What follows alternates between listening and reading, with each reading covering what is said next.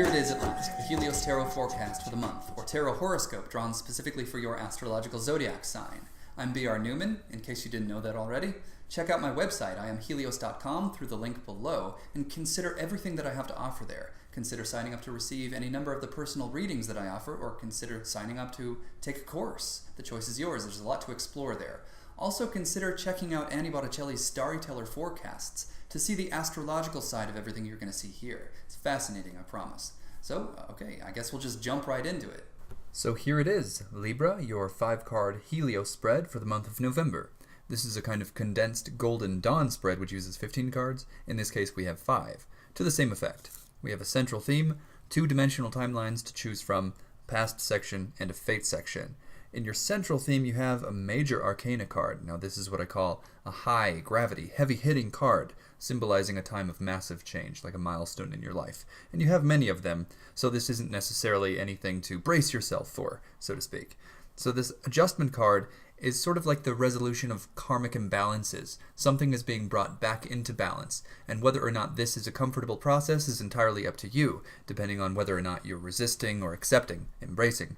So you can consciously activate the rebalancing effect so as to minimize the impact on your life. In other words, if you do nothing, to correct any imbalances that may be persisting in your life, then the universe essentially takes over and makes it happen, forces balance into being. When this happens, it's done by what I call the dead mechanism. And this dead mechanism does not have any concern for the way in which it impacts your life on a personal level. It doesn't care about your feelings, in other words. It's entirely impersonal, entirely mechanical and objective. So the way you can harness this potential energy is by making it conscious, deciding to make a change for the better, paying off debts, righting some wrongs.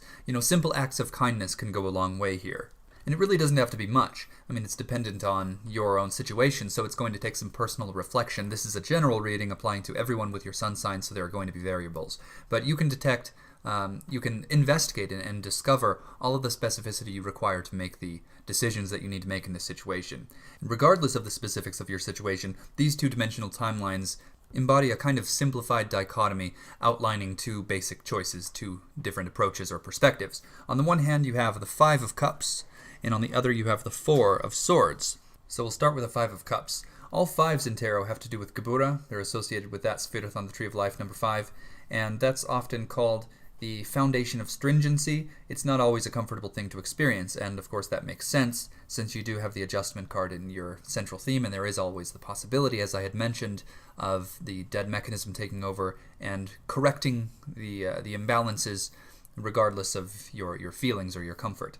So this foundation of stringency, as manifest through water in this case, is the experience of disappointment. But most notably and most usefully, the emphasis here is on the lesson learned after the disappointment. So it's not without purpose. And of course, as I implied before, when the dead mechanism takes over and shifts things for you, you inevitably learn something. So this is looking like the dimensional timeline upon which you do nothing and allow the universe to disappoint you in one way or another. It may seem like needless disappointment, but it does have a purpose. You do learn something, and it is for the sake of bringing back balance, paying off a debt or something of that nature. On the other hand, you have the 4 of Swords. So all 4s in tarot have to do with Spherith number 4 on the Tree of Life, of course, and that's kind of a force that repairs the world. It's a healing energy, and as manifest through swords or through air, this is a truce, a rest and recovery period. So some kind of agreement is made here. So we can see here, this is the dimensional timeline upon which you choose to, extend yourself out to someone to right some kind of wrong, even if it's just simply acknowledging something. There's some kind of agreement struck, and it brings back balance where there was once imbalance. It can be a very simple gesture. And just because this central theme is the adjustment card, a major arcana card, it doesn't have to be so dramatic. This can be a very simple gesture, but it symbolizes some kind of very significant event in your life, perhaps something that you're practicing, some aspect of yourself that you're changing, so you can make a profound leap forward with a simple gesture. It may unfold as something minimal, but the effects are going to be quite significant, as implied by this central theme being a major arcana card. So a little can go a long way, remember that. If you do nothing, then you'll just end up being disappointed and you'll learn the same lesson anyway. So just avoid being disappointed and, say the few words that you've been waiting to say. Give back a little, or at least acknowledge your intent to do so. It can be just about anything, and it's up to you to find exactly what that means for you, the way in which this is relevant. This was all inspired by the Five of Wands. Now you had the Five of Cups in your alternative dimensional timeline, so this here in your past is implying that you've actually already gone through the lesson of Gebura, and so you don't actually need the Five of Cups in any way. Of course, that goes without saying, because we're trying to avoid that anyway.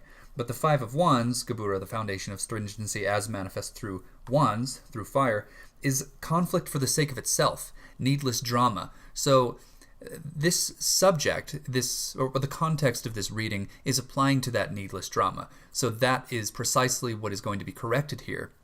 That's the source of the imbalance. So you can see that this is quite promising. Look to your life to figure out the ways in which there has been needless drama, strife for no reason whatsoever, and you can deduce that, of course, by extending yourself in one way or another, acknowledging something simple, giving a little where you had taken before, whatever it might be to correct the balance, you can experience a lot less drama in your life, and that is certainly implied by your fate section here, the Two of Cups. Now this is the card of love, so that's quite promising indeed. All twos in tarot are associated with Sphirith number 2, of course, on the Tree of Life, and this is the power of the conscious intellect within creation. It's the first extension of the soul into physical form through the mind.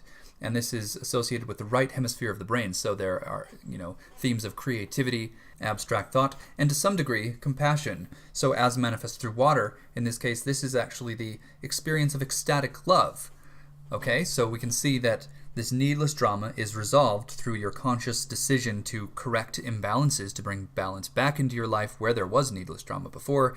Do that by actively intending to do so, extending yourself, avoiding the whole, perhaps passive approach where the universe has to take over and make the balance come into being, so that you can fully optimize your ability to take advantage of this amazing opportunity here through the Two of Cups. So ecstatic love sounds great, and that's precisely what you need in all of the areas that have conflict now, to sort of bring it back to the middle ground, to the middle way, the gray area between extremes, so you can actually work with something and build upon a foundation down at ground zero, rather than being in debt down in the hole, or elevated beyond your means. The whole point of balance being sustainability and adequate function. There's certainly no reason to believe here that you don't want any of that or you're resisting that.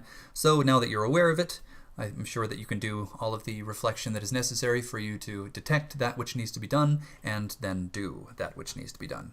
So that about wraps this up for the month. Thank you so much for listening to this and for watching. Please do consider contacting me for a personal reading of any kind. You can check out everything that I have to offer on my website, IamHelios.com. You can also sign up for a master course I have available there. Whatever you choose, we can take this incredibly far and deep. You can gain so much from our work together, as many people have already. I hope to hear from you soon. Thanks again.